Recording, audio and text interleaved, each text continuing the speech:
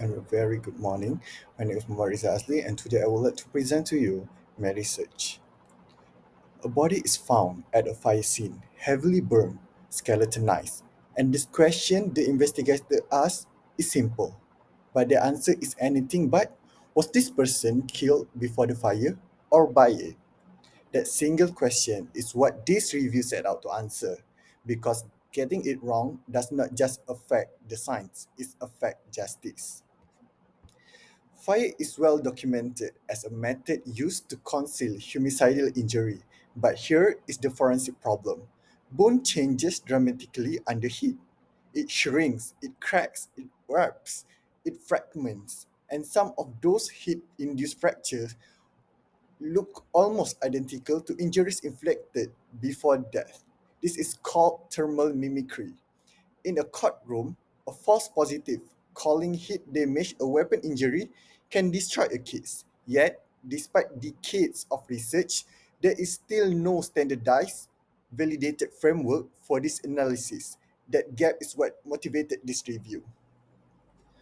I conducted a Prisma 2020 systematic review anchored on a three-seat article with forward and backward citation, searching across four major databases.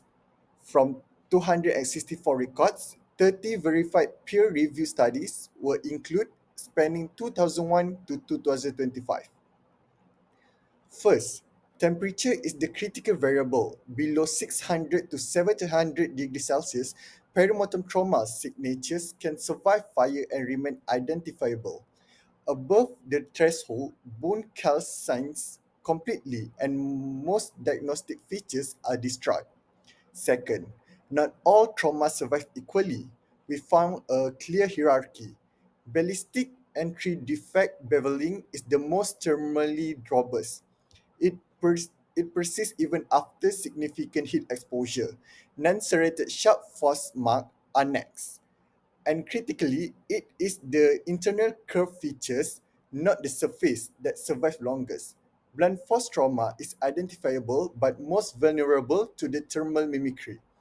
The most important finding across all 30 studies, no single feature is ever enough. In impact site, fracture edge coloration, radiating pattern, and scene context all must converge before determination is made. But we have to be honest about what we do not yet know. Most experimental studies still use pig bone or defleshed specimen. The most current evidence from 2025 confirms this is a significant validity gap. A freshly diseased human body in a structure fire behave very differently from a defleshed bone in a laboratory furnace. Thermal mimicry is also more common than the literature has historically acknowledged. Heat alone can produce fractures that look like a hammer blows, documented even in cadaveric studies.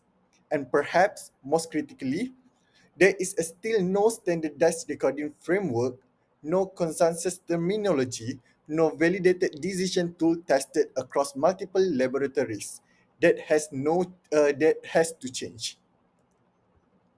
Perimortem trauma identification is remains I- in burn remain is possible. It is forensically defensible, but only when the thermal alteration is moderate, only when the analysis is systematic, and only when the findings are integrated with the full context of the scene. Last but not least, burn bone can still speak, but we must know how to listen. Thank you.